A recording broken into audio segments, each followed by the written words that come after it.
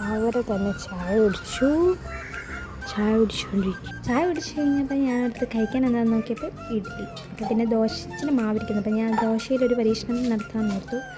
ഞാനൊരു ദിവസം യൂട്യൂബിൽ കണ്ടതാണ്, അതിൻ്റെ പേരൊക്കെ ഞാൻ മറന്നുപോയി, പക്ഷേ നല്ല ടേസ്റ്റ് ഉണ്ടായിരുന്നു കേട്ടോ. അപ്പം നമുക്ക് എന്തായാലും അതിൻ്റെ റെസിപ്പി അറിയാം.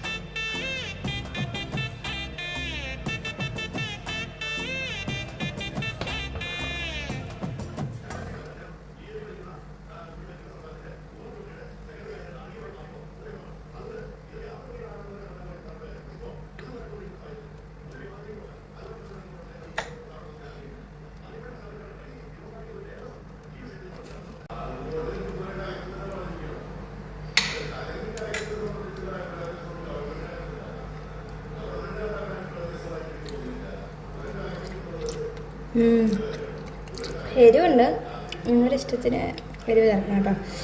എൻ്റെ അത്യാവശ്യം എരിവ് കൂടിപ്പോയി.